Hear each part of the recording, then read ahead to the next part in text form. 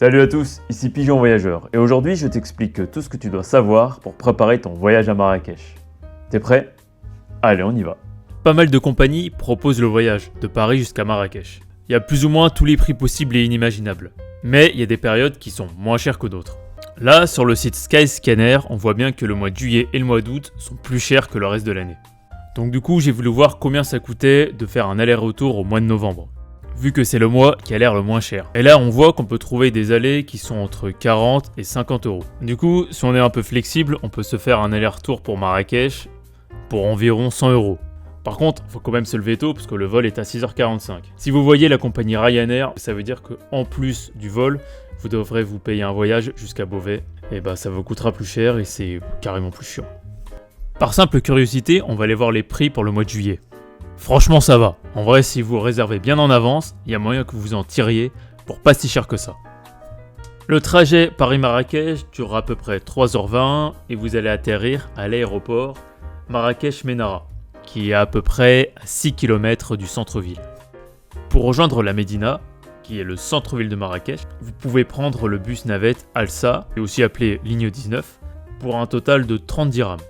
Il y a des bus qui partent toutes les 20 à 30 minutes et de 6h à 21h. Et pour arriver à la place Jemaa el-Fna, qui est vraiment le centre de Marrakech, ça fera environ 20 à 25 minutes. Pour le paiement, c'est directement auprès du chauffeur, et c'est en espèces. Vous pouvez aussi prendre un taxi, alors que ce soit le jour ou la nuit, c'est pas le même prix.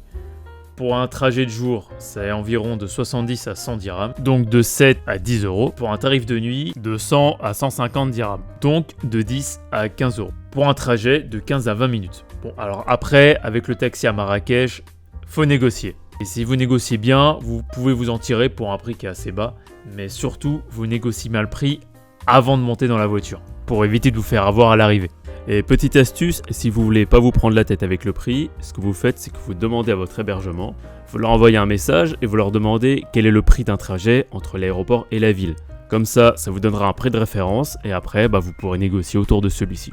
Dernière chose à savoir sur les taxis, prenez pas ceux qui sont juste à l'entrée de l'aéroport, mais préférez les taxis qui sont un petit peu plus loin. En général, ils sont un petit peu moins chers. Alors, à Marrakech, il y a les logements classiques, à savoir les auberges de jeunesse, les hôtels ou bien les Airbnb. Mais il y a aussi ce qu'on appelle des riads, qui sont des maisons traditionnelles marocaines qui sont situées dans la Médina. Les riads sont construits autour d'un patio central, souvent avec une fontaine ou un jardin, et ils sont emblématiques de Marrakech. Et dans la plupart des guides, c'est dans ces endroits qu'on vous dira de dormir. Et je suis d'accord avec ça.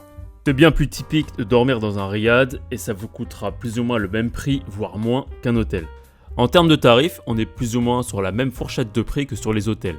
Évidemment, les mêmes règles s'appliquent, les prix changent en fonction de la saison, du standing et de la localisation. Le quartier de la Médina est le meilleur endroit où dormir, car il est proche de la majorité des endroits à visiter. Par contre, l'inconvénient des riads, c'est qu'il faut les trouver. Étant d'anciennes maisons d'hôtes, les riads sont disséminés dans des rues très étroites. Et il n'est pas forcément facile d'arriver à les trouver du premier coup. Et franchement, parfois, on se demande même si la porte que l'on voit devant nous mène vraiment à un riad. Sachez qu'il existe des riads qui proposent des services de transfert depuis l'aéroport, pour éviter de se perdre en arrivant.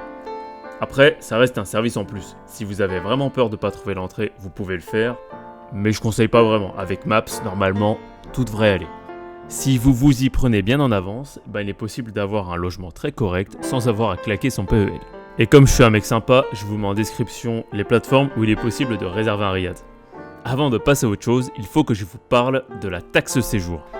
Mais qu'est-ce qu'il me raconte là, ce fils de... La taxe de séjour est un montant que les touristes doivent payer lorsqu'ils séjournent dans un hôtel, un riad ou une maison d'hôtes au Maroc.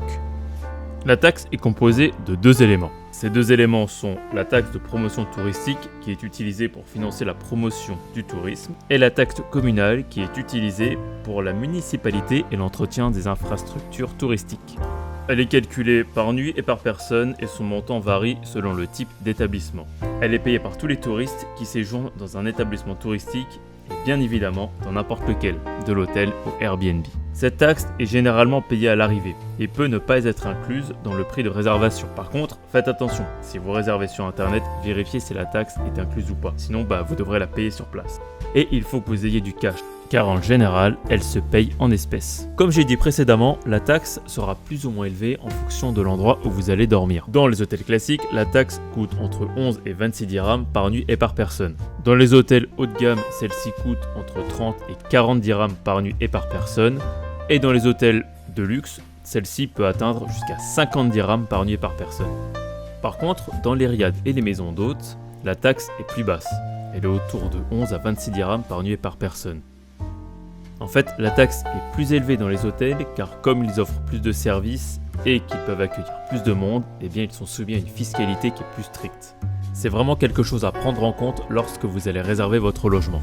C'est un petit calcul à faire en plus et c'est aussi pour ça que je recommande d'aller dans un riad parce que la taxe sera moins importante. Maintenant, on va voir quels sont les meilleurs moments pour aller à Marrakech. Alors déjà, voici un tableau des températures sur l'année. Comme vous pouvez le voir, je déconseille fortement d'y aller entre juin et septembre. Les températures sont très fortes et comme c'est la haute saison, il y aura beaucoup de monde. Et vu comment les rues de la Médina sont étroites, vous allez vite devenir zinzin. Je suis zinzin! Je suis zinzin! Marrakech, c'est une destination qui est extrêmement prisée par les Français, donc c'est à prendre en compte. Si vous en avez la possibilité, essayez de venir hors vacances scolaires. Les meilleurs moments pour partir au Maroc, ce serait aux alentours du mois de mars-avril ou bien d'octobre-novembre. Un truc à savoir, c'est que le Maroc est un pays musulman, donc une fois dans l'année, ils font le ramadan. C'est encore quelque chose à prendre en compte, car pendant cette période, les Marocains qui le pratiquent, à savoir 98% du pays, ont un rythme de vie qui change du reste de l'année. Certains restaurants peuvent être fermés en journée, ou les horaires peuvent être totalement modifiés. Et quand vient l'heure de manger, eh bien partez du principe que la ville s'arrête totalement et que là, beaucoup de choses seront fermées. Si vous y allez pendant cette période, il faut bien garder en tête que lorsque vous voulez manger ou boire quelque chose, faites-le discrètement et évitez de le faire à l'extérieur. Après, il y a quelques avantages à venir pendant le ramadan. Si vous êtes déjà venu à Marrakech ou au Maroc en général, ça vous fera découvrir le pays d'une façon totalement différente. Lors de la cassure du jeûne, c'est un peu la fête. Donc, il y a moyen de faire des repas très sympas et très festifs. Marrakech, c'est une ville qui bouge énormément. Il y a des événements tout au long de l'année. En janvier, il y a le marathon international de Marrakech, qui est une course à pied dans les rues et jardins de Marrakech. Tout le monde peut s'inscrire à cette course. Pour cela, il suffit juste d'aller sur le site officiel. Si ça vous intéresse, je vous mets le lien du site en description de la vidéo. Au mois de juin se tient l'un des plus grands événements au Maroc, le Marrakech du Rire. Le Marrakech du Rire est un festival international créé en 2011 par l'humoriste Jamel Debbouze. La particularité de ce festival, c'est qu'il y a beaucoup d'artistes qui sont présents. Du coup, il y a différents types d'humour et ça peut plaire à tout le monde. Pour avoir ces places, c'est pas bien compliqué, mais il y a énormément de demandes. Donc je vous mets les liens du site officiel et de la billetterie, si ça vous intéresse. Au mois de décembre se tient le Festival de films de Marrakech. C'est un grand événement de cinéma qui se déroule chaque année. Il réunit des réalisateurs, des acteurs et des passionnés de cinéma pendant une semaine. Ce qui est cool avec ce festival, c'est qu'il est possible d'y assister. Pour ça, c'est pas compliqué, il suffit seulement de remplir une accréditation sur le site officiel. Et comme tu l'as deviné, je te mets le lien du site en description. La monnaie du Maroc, c'est le dirham, mais il est aussi possible de payer en euros. Malheureusement, c'est une aussi bonne idée que de s'acheter la Switch 2 à sa sortie et de payer le Mario Kart World à 90 balles. La meilleure chose à faire est d'échanger son argent. Et le meilleur endroit pour le faire, c'est à la banque postale, car dans cette banque, normalement, on ne paye pas de frais. À la sortie de cette vidéo, 1 euro vaut exactement 10,42 dirhams.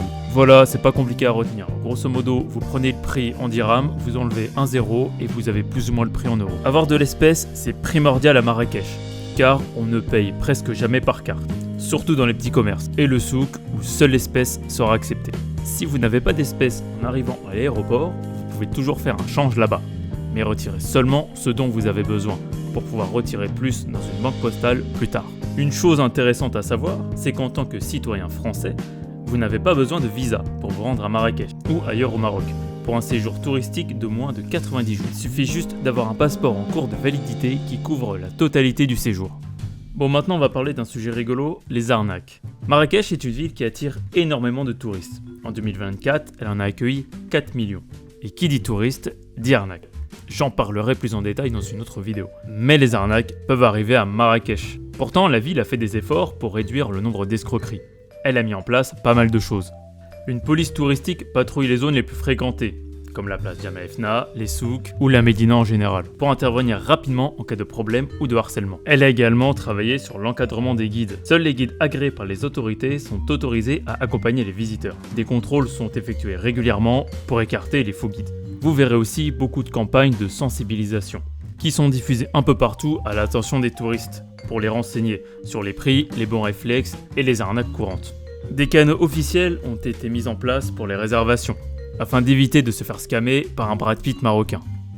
Pour finir, s'il y a le moindre problème, il existe des services de plainte dans les commissariats pour aider les touristes à signaler tout abus. Bon, même avec tout ça, on peut toujours se faire arnaquer. Faites comme d'habitude, soyez prudents et faites attention lorsqu'on vous propose une offre qui paraît trop belle pour être vraie. Sachant que d'après ce que j'ai vu, les arnaqueurs à Marrakech sont très mal vus des locaux, qui considèrent qu'ils font beaucoup de mal à l'image de la ville. Pour conclure cette vidéo, on va parler de la bouffe. Enfin plutôt, de tout ce qu'il ne faut pas manger. On va commencer avec le plus important, l'eau.